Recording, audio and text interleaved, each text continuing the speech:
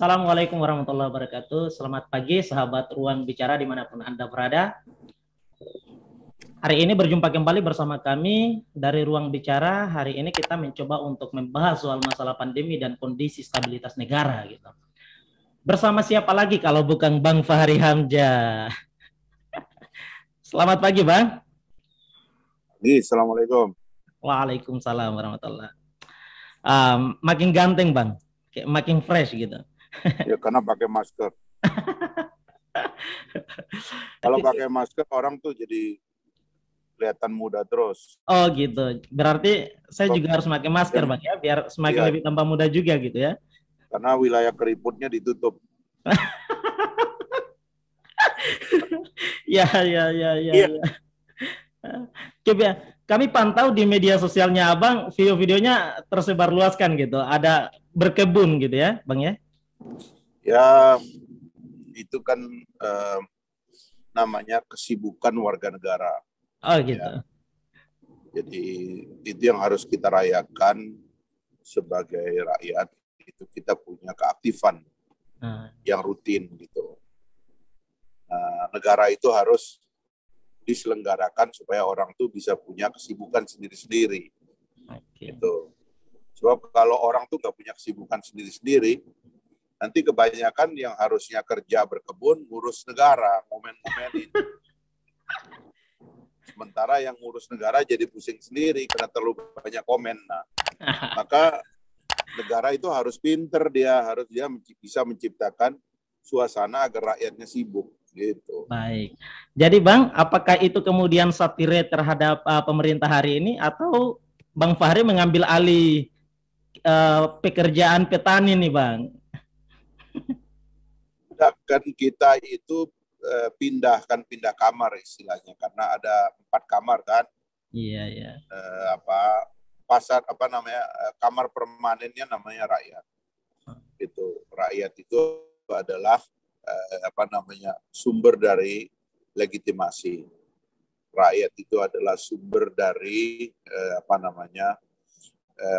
bangsa gitu. Bangsa dibentuk karena adanya rakyat gitu. Lalu bangsa menciptakan organisasi yang bernama negara gitu. Nah, saya 20 tahun itu kerja di dalam ruang negara. Itu sebabnya saya kelihatan sekali hanya berada di ruang negara. Ya, sebagai rakyat kita tentu itu rutin ya, karena rakyat adalah status permanen kita kan. Nah, lalu kemudian dari ruang negara itu ada ruang namanya ruang pasar gitu. Nah, ruang pasar ini adalah ruang di mana pemenuhan hajat hidup orang banyak itu dikelola gitu, atau diselenggarakan gitu. Nah, saya dulu di kamar negara gitu kan, sebagai rakyat ya, yang merepresentasikan rakyat, tapi nggak masuk pasar. Gitu. Nah, jadi nggak berkebun, nggak bertani, ya memang sibuknya itu ya cuman rapat aja ya kan, puluhan tahun, bayangkan ini nggak bosan-bosan rapat gitu, puluhan tahun. Nah, sekarang kita udah nggak di dalam negara kan, kita pindah, kita masuk ke dalam pasar sebagai rakyat yang punya usaha gitu. Nah, jadi ya memang harusnya semua rakyat itu harus punya keaktifan gitu, ya kan? Mungkin ada yang pasarnya di di laut, ya kan, sebagai nelayan, penangkap ikan, ya kan ya, pembudidaya. Ada yang di kebun sebagai pekebun, ada yang di sawah sebagai petani padi, ada yang di laboratorium sebagai peneliti, ada yang jadi dosen, ada yang jadi seniman, ya kan, di teater, studio dan sebagainya. Itu namanya kesibukan dan keaktifan warga negara. Jadi ya kalau saya nggak ada di Senayan atau di istana, memang ya keluar dari sono ya. Nanti insya Allah akan balik lagi juga nanti suatu waktu. Kalau kita balik itu kan kalau memang perlu kita balik gitu loh. Karena teorinya itu ya, kalau negara bisa diurus oleh orang lain, ya udahlah, ngapain sih Kita jadi rakyat aja gitu. Tapi kalau negara nggak beres-beres diurus orang lain, ya kita harus urus. Sebenarnya malas juga sebenarnya. Ya. Kan malas sih, artinya ini soal panggilan ya. Kalau kita sebagai rakyat itu kan panggilan aja.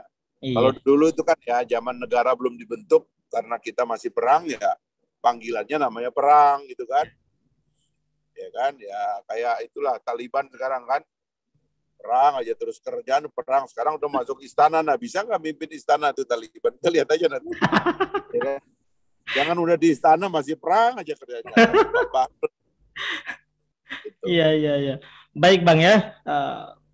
Memang bukan Bang Fahri sih kalau misal tidak dirindukan rakyat dengan suara kerasnya untuk di parlemen gitu atau di dalam pemerintahan biar memang betul-betul gitu. Jadi apa yang kemudian dicita-citakan oleh negara ini betul-betul tercapai.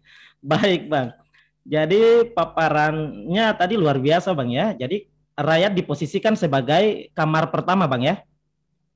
Ya, karena dia adalah sumber kan. Ini sejarah umat manusia dalam 1 menit ya. Ya. Kan pertama manusia, ya kan. Manusia pada awalnya satu, lalu beranak pinak muncullah tribal, ya muncullah tribes, ya kan, suku-suku, ya kan. Dari suku itu kemudian membesar, pengen makan, menciptakan pasar. Pasar itu perlu pengamanan, diciptakanlah negara. Gitu. Itu yang namanya polis itu.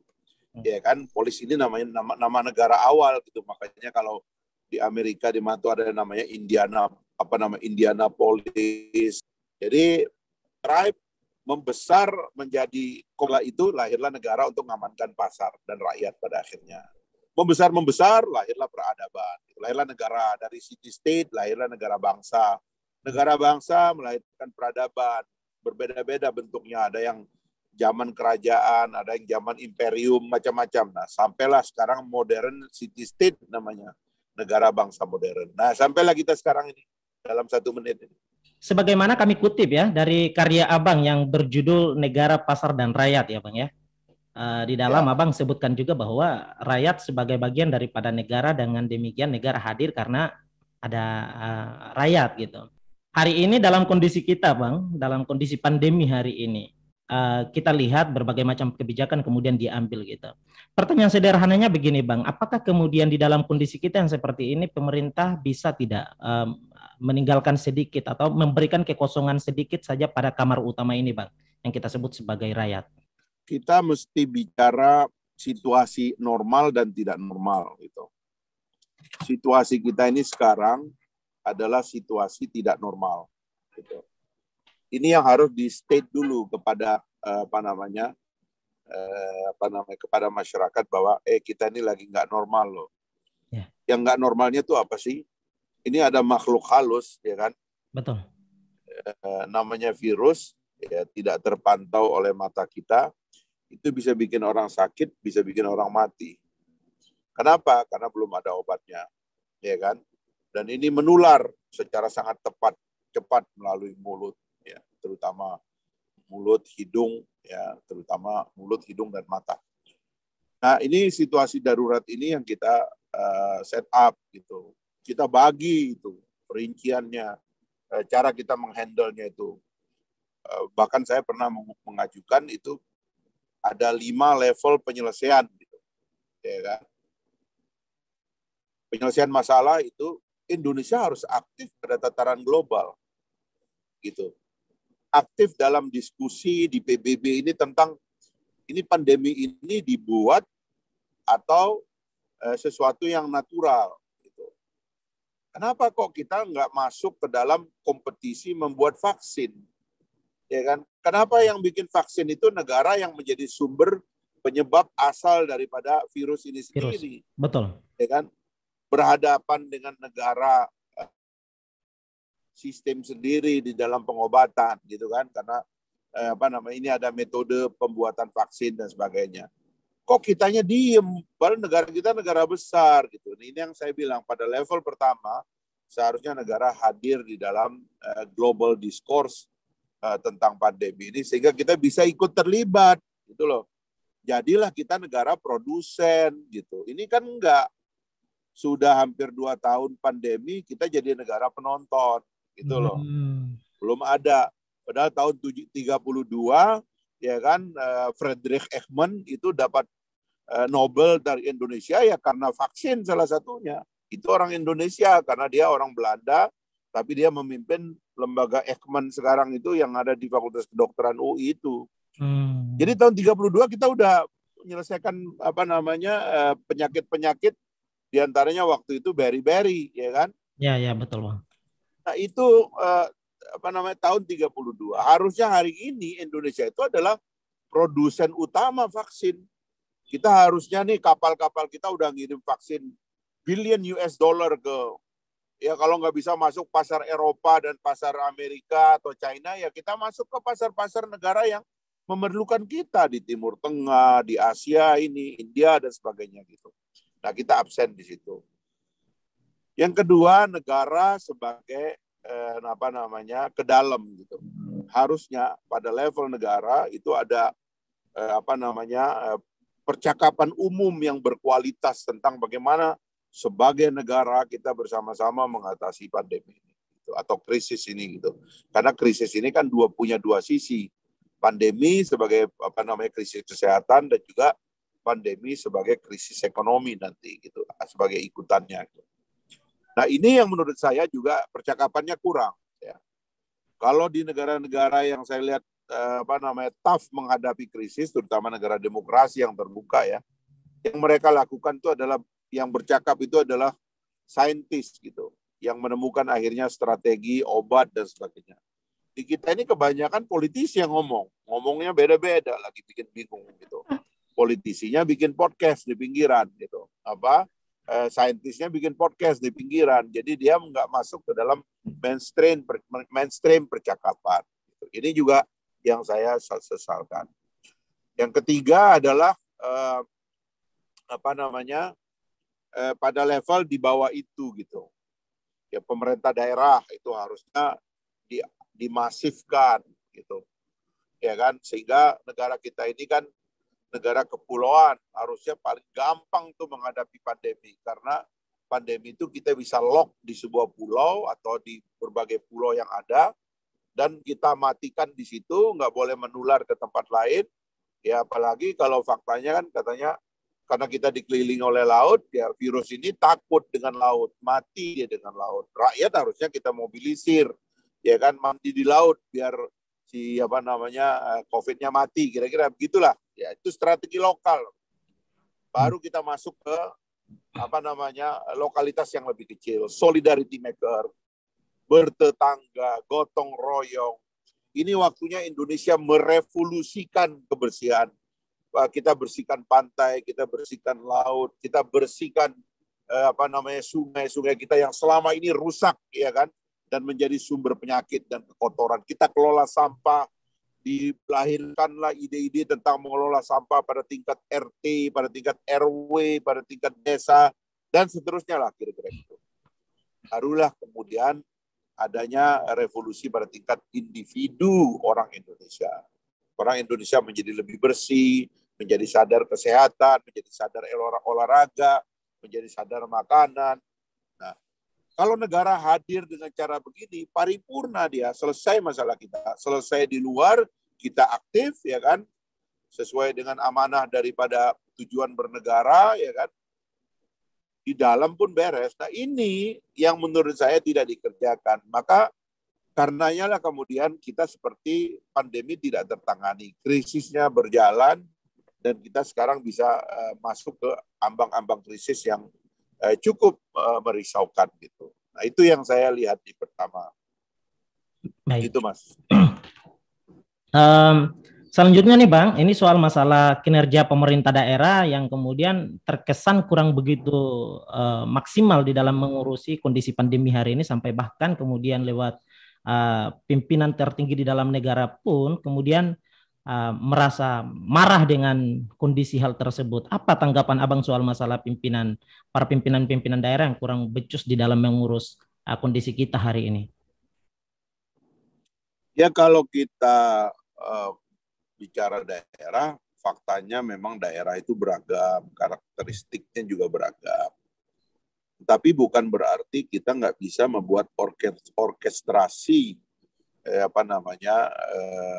penyelenggaraan atau bagaimana kita menghadapi COVID ini secara bersama-sama. Gitu. Makanya saya membayangkan orkestrasi itulah yang kita buat gitu. Sentra daripada komunikasinya harus diperkuat. Sekarang kayaknya meredup tuh, ya kan?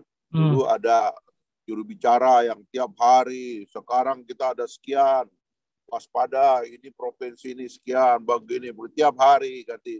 Ya kan, orang protes yang cowok, taruh yang cewek, yang cantik, gitu. Habis itu hilang lagi. Nah, ini ya inkonsistensi ini, seharusnya ini adalah mekanisme untuk melakukan penggalangan dan orkestrasi cara kita menghadapi pandemi. Gitu. Saya kira itu harus kembali dilakukan. Baik, Bang. Karena ini menyangkut soal masalah negara, sebagaimana tadi yang Abang sampaikan juga soal di mana beberapa jam yang lalu kami menemukan salah satu cuitan Abang yang saya kira itu cukup sangat membuat kita merasa nanti begitu bertemu nanti kita bakalan nanyakan begitu. Ini soal negara itu bukan harus nasionalis saja, tetapi juga harus rasional. Apakah kemudian kondisi negara hari ini Abang merasa tidak rasional ya, Bang ya? Cuitan Abang. Oh iya, kan ya, itu sebenarnya argumen lama saya tentang orang yang mencoba merasionalisasikan agama, tapi pada saat yang bersamaan dia tidak merasionalisasi negara gitu. Oke. Gitu. Nah kalau agama itu nggak bisa rasional, agama itu dasarnya iman, ya kan? Kan kalau dalam Al-Quran itu kan kalau orang Islam salah satu ciri iman itu adalah orang percaya kepada yang gaib, gitu kan? Gaib itu artinya ya misterius, ya kan? Sesuatu yang tidak bisa dinakar. Nah, sementara dalam negara itu harus selain dia nasional, artinya maksudnya itu adalah organisasinya itu ya mencakup secara keseluruhan ya nasional, tapi juga harus rasional. Gitu. Karena negara itu adalah serangkaian kegiatan kelembagaan yang nggak boleh banyak misterinya, ya kan, ujuk-ujuk kok nyuruh kita begini, ujuk-ujuk nyuruh kita begini gitu, ya kan, itu nggak rasional, ya kan, nah, itu yang membuat orang itu menjadi tidak punya pijakan, ya kan, dalam menjalankan kehidupannya sebagai rakyat gitu. Nah kalau tadi itu yang saya katakan itu kan sebenarnya negara harus hadir di ruang publik. Melakukan percakapan-percakapan rasional. Inilah nanti yang membuat negara itu kelihatan gitu, menjadi public educator, ya, menyiarkan pikiran-pikiran yang kemudian merubah masyarakat, membentuk masyarakat. Kalau Pak Bung Karno mengatakan itu nation, ya, character building gitu. Jadi negara nanti terbentuk karakternya gitu. Nah, ini yang saya melihat sekarang ini agak alpa pikiran-pikiran rasional. Dan diantaranya adalah karena negara tidak punya juru bicara yang memadai, ya kan? Tidak berkelas itu juru bicaranya itu, sehingga tidak nampak rasional gitu. Ya, jadi nampak nasional doang, tapi tidak rasional. Ini yang perlu diperbaiki ke depan, saya kira. Oke, baik. Harapan ke depannya terhadap kondisi kita hari ini gimana, Bang, dari Abang? Ya, saya berharap tentunya dari hari ke hari kita belajar untuk mengelola pemerintahan dan negara secara lebih baik, ya, supaya harapan rakyat dalam keadaan krisis kayak begini tetap tidak boleh padam, gitu, tetap tumbuh, gitu, tidak boleh hilang, gitu. Karena kalau harapan orang hilang itu yang bisa berbahaya. Gitu. Ya, kita harus terus menciptakan harapan kepada negara, ya, kepada pemerintahan, dan juga kepada kehidupan kita bersama. Supaya orang itu nanti tetap mau hidup secara damai dan baik.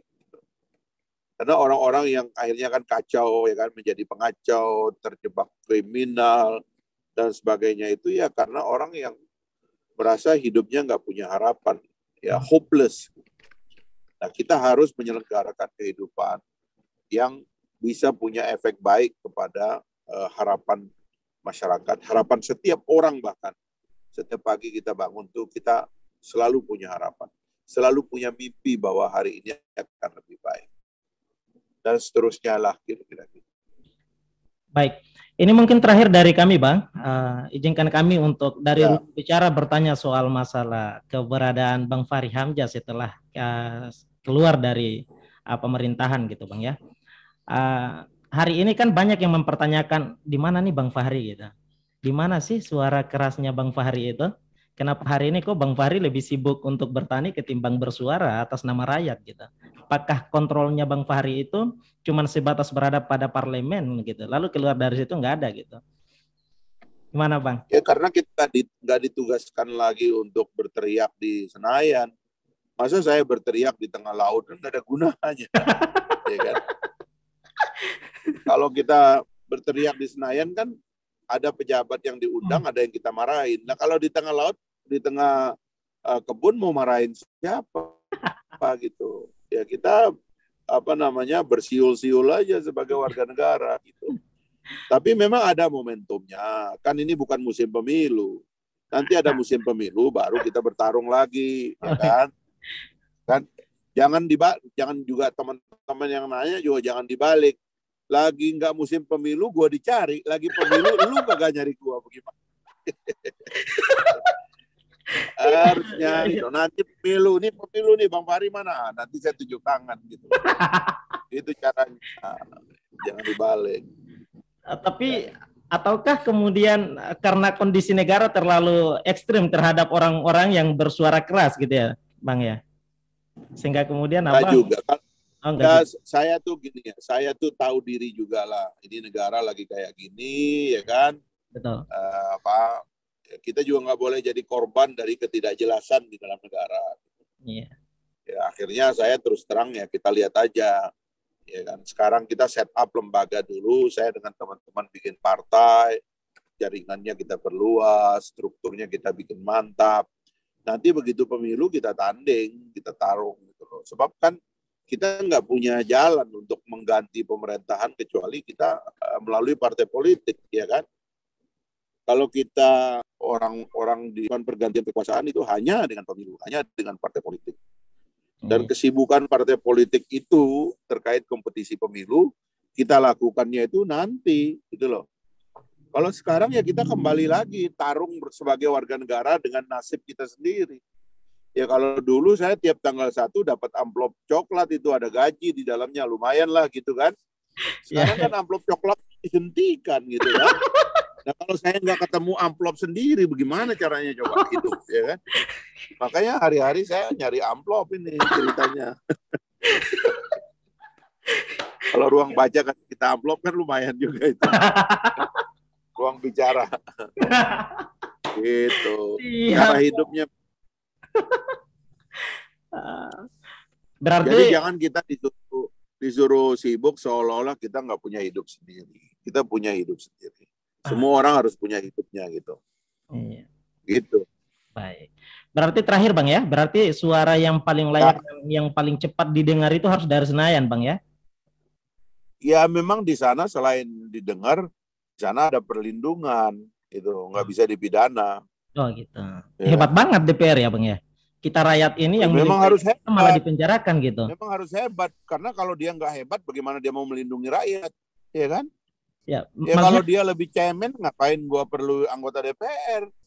Dia harus diberikan kekuatan, mulutnya nggak boleh dipidana supaya dia bisa ngomong atas nama rakyat dan nggak bisa dipidana.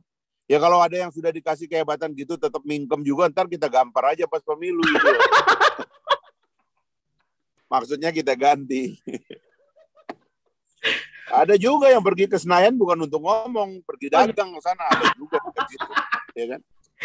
Main proyek aja kerjaannya, nggak pernah ngomong, tapi gue lihat dia tambah kaya, ya kan? Mondar mandir ke dapilnya, itu cuma ngasih sumbangan, tapi nggak pernah ngomong. Ini anggota DPR yang kayak gini ini nggak boleh dipilih lagi, di kerjaannya ngasih sumbangan aja. Gua suruh lu ke sono tuh bukan untuk cari sumbangan. Lu masuk Senayan tuh maksudnya ngomong. Parle itu artinya ngomong. Kok dia sono nyari sumbangan? Ini kacau juga sistemnya. Ya. Ini berasa lagi Bang Fahri Hamzah lagi sedang stand up komedian dan berfoto di depan podcast Ruang Bicara. Wah, luar biasa, Bang. Emang video stand up-nya juga banyak tersebar. Luar biasa ini ya, Bang.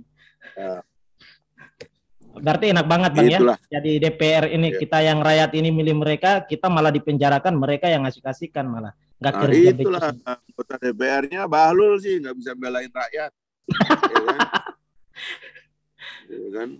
Harusnya anggota DPR tuh malu kalau gara-gara bicara rakyat di penjara. Padahal dia itu justru mulutnya diberikan kekuatan gitu untuk berbicara karena nggak bisa dihukum gitu. Nah, dengan cara seperti itulah kemudian harusnya dia membela rakyat yang karena bicara dia di penjara. Harusnya dia tampil untuk mengatakan, mulut saya nggak bisa di penjara dan saya mau pakai mulut saya ini untuk membela rakyat yang berbicara. Dan gara-gara berbicara dia di penjara. Harus dibela gitu. Betul. Nah, gitu caranya. Ini enggak, dia ikut mingkem malah. Gitu. Baik. Jadi ya kami berharap gitu ya, Bang ya. Semoga 2024 ini ada skema yang baru di parlemen sana gitu. Yang memang betul-betul hadir sebagai bagian daripada yang membela kepentingan rakyat untuk kemajuan negara ini ke depannya, Bang ya. Insya Allah. Gelora sebagai salah satu partai yang akan ikut, Bang ya? Oh iya, udah siap. Mau tarung sekarang ya udah siap kita. Hati-hati di jalan, Bang. Terima kasih banyak untuk waktunya. Siap. Semoga masih ada ruang-ruang di mana Bang Fahri hadir kembali di podcast Ruang Bicara untuk berbagi dan memotivasi milenial sebagai bagian daripada kekayaan negara terbesar ini gitu. Terima kasih, Bang. Insya Allah. Terima kasih. Siap, Bang. Semuanya ya. Siap, Bang. Siap. Hati-hati di jalan, Bang. Assalamualaikum. Waalaikumsalam warahmatullahi wabarakatuh. Baik, teman-teman sekalian, itulah perbincangan kami Ruang Bicara dengan Bang Fahri Hamzah gitu. Jadi Bang Fahri ini sosok yang menarik ya. Bukan hanya sosok yang keras kritiknya, kita kenal ya seperti itu. Nah, dan tentu beliau di tengah kondisi-kondisi seperti ini banyak yang kemudian mengharapkan kehadiran beliau dengan suara kerasnya gitu. Nah, memang luar biasa gitu. Jadi beliau juga humoris. Cara kritik beliau yang dibaluti dengan stand up comedy ini cukup menarik dan menghibur kita semua di kondisi pandemi hari ini. Baik, terima kasih banyak teman-teman sekalian. Jangan lupa video ini bantu kami dan share banyak-banyak biar teman-teman semua bisa mendapatkan apa yang kita perbincangkan hari ini gitu. Like-nya jangan sampai lupa. Terima kasih banyak teman-teman sekalian. Kita akan ketemu kembali di next video, next meeting selanjutnya. Tentu jangan lupa klik centangnya biar tidak ketinggalan video-video terbaru dari Ruang Bicara. Terima kasih banyak. Dari kami Ruang Bicara, saya Hamis Wakil. Assalamualaikum warahmatullahi wabarakatuh.